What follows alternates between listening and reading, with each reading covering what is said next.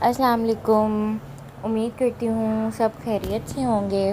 آج میرے اس ناول کی لاسٹ ایپیسوڈ ہے، تو شروع کرتے ہیں۔ Still love you season 2۔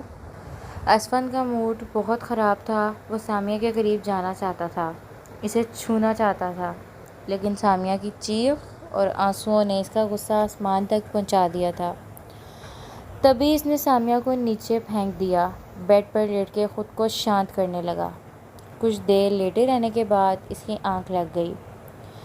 شام کو جب وہ سو کے اٹھا، سامیہ اسے کہیں نظر نہیں آئی۔ ادھر ادھر دیکھ کے باتھ روم کے دروازے کو کھولنے کی کوشش کی تو نہیں کھلا۔ دھکا مار کے جب اندر پہنچا تو سامیہ زمین پر بے ہوش پڑی تھی۔ یہ بیوٹی کچھ زیادہ ہی نازک ہے۔ بے ہوش سامیہ کو غصے میں بولتے ہوئے لا کے بیڈ پر پٹکا اور سائڈ ٹیبل سے جگ اٹھا کے پورا اس پہ الٹ دیا۔ شکر ہے جگ میں پانی تھوڑا تھا، ورنہ وہ بھرا جگ بھی الٹ دیتا۔ سامیہ کے گھبرا کے اٹھتے ہی ساری بے ہوشی پل میں غائب ہو گئی۔ اٹھ جاؤ تم، میں یہاں تمہیں اپنی عیاشی کے لیے لایا تھا، تمہارے ناز رکھنے اٹھانے کے لیے نہیں۔ جاؤ یہاں سے، جا کے اپنی حالت ٹھیک کرو۔ سامیہ کے ہوش میں آنے پر وہ غصے سے بولا تو سامیہ بے بسی سے اس ظالم انسان کو دیکھنے لگی۔ اسے بہت کمزوری اور نکات ہو رہی تھی۔ کل رات کے بعد سے اس نے اب تک کچھ نہیں کھایا تھا، اور نہ ہی اس سنگ دل انسان نے اسے کچھ کھانے کو کہا تھا۔ وہ اور بے وقوف، اسے خود بھی اتنی عقل نہیں تھی کہ خود سے کچھ کھا لیتی۔ کمزوری اور بھوک سے اب اس سے اٹھا تک نہیں جا رہا تھا، لیکن اس بندے نے اس سے اپنی حالت ٹھیک کرنے کا بول دیا تھا۔ اگر وہ نہیں جاتی تو وہ نہ جانے اس کے ساتھ کیا سلوک کرتا۔ وہ ڈر کے مارے بیڈ سے اٹھی، کمزوری سے چلا بھی نہیں جا رہا تھا۔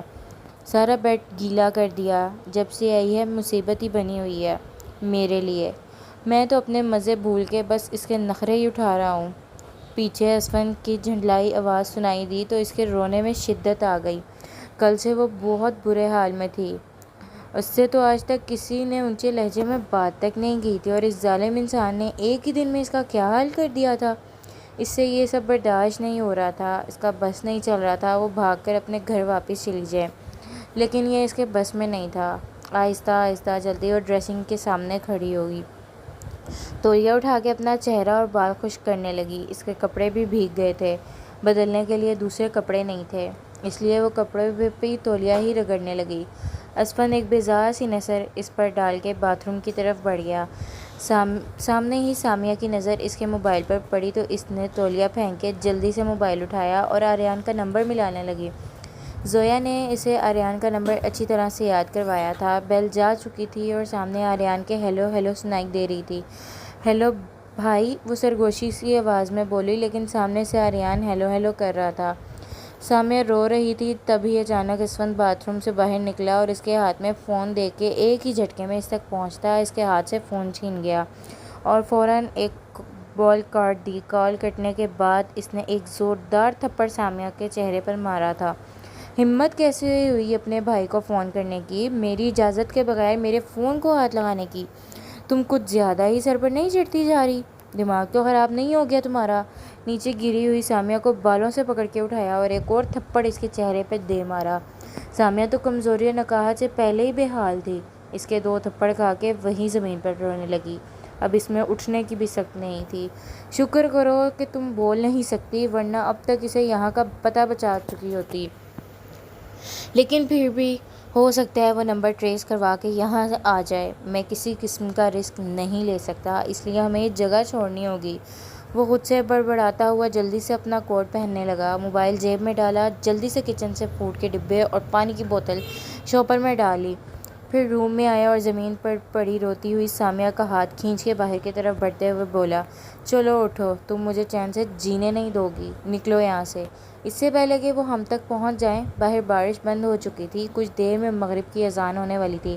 وہ سامیہ کا ہاتھ پکڑ کر باہر نکل کے گاڑی تک آیا، لیکن گاڑی کے ٹائر میں ہوا نہیں تھی۔ وہ پیدل ہی جنگل میں ایک طرف چل پڑا۔ جنگل میں کہیں کہیں سے جانور کے چلانے کی آواز آ رہی تھی۔ سامیہ دہشت اور خوف سے اسے پاس دیکھتی روئی جا رہی تھی۔ اسے سمجھ نہیں آ رہا تھا یہ مصیبت کب ختم ہوگی بھی یا نہیں، یا کبھی وہ اپنے بھائی سے مل پائے گی، یا یوں ہی اس ظالم کی قید میں ساری زندگی گزار دے گی۔ اسفن غصے سے لمبے لمبے ڈگ بھرتا جا رہا تھا۔ اسے سامیہ پر انتہائی غصہ آ رہا تھا، جس نے اپنے بھائی کو کال کر کے اس کا سکون برباد کر دیا تھا، اور اس سے اچھا بھلا گھر چھوڑ کے یوں جنگل میں بھٹکنا پڑ رہا تھا۔ وہ سامیہ کی اچھی طرح خبر لینا چاہتا تھا، لیکن اس سے پہلے کسی محفوظ ٹھکانے پر پہنچانا ضروری تھا۔ فی الحال تو اسے سامیہ سے بہت سارے بدلے لینے تھے، اس لیے وہ اسے آریان کے حوالے نہیں کرنا چاہتا تھا۔ کافی دیر وہ دونوں چلتے رہے۔ چل بھی کیا رہے تھے، اسفند اسے اپنے ساتھ گھسیٹ رہا تھا۔ سامیہ میں بالکل بھی ہمت نہیں تھی، لیکن پھر بھی وہ گھسیٹتی جا رہی تھی۔ کچھ دیر بعد وہ زمین پر گر گئی۔ اس کا سانس بری طرح پھول گیا تھا، کمزوری سے وہ بے حال ہو رہی تھی۔ جو بچی کچی طاقت تھی وہ اسفند اسے جلا کے ختم کرتی تھی، اب وہیں زمین پر بیٹھے رہنا چاہتی تھی۔ اس میں اٹھنے کی ہمت نہیں تھی۔ کیا مصیبت ہے، اٹھو، چلو یہاں سے۔ سامیہ نے روتے ہوئے نفی میں سر ہلایا۔ کیا مصیبت ہے، اب تم کیا چاہتی ہو، میں تمہیں گود میں اٹھا کے چلوں؟ کوئی فلمی سین چل رہا ہے یہاں؟ کیا تم شوٹنگ کروا رہی ہو؟ چپ چاپ اٹھ کے چلو۔ سامیہ نے شدت سے روتے ہوئے میں سر ہلایا اور اشارے سے بتایا، اس سے چلا نہیں جا رہا۔ یہ کیا مصیبت ہے، تم دنیا کی سب سے زیادہ نازک لڑکی ہو، چلو آؤ ادھر، درخت کے نیچے بیٹھتے۔ اس نے قریب موجود درخت کو دیکھ کر سامیہ کا ہاتھ کھینچا۔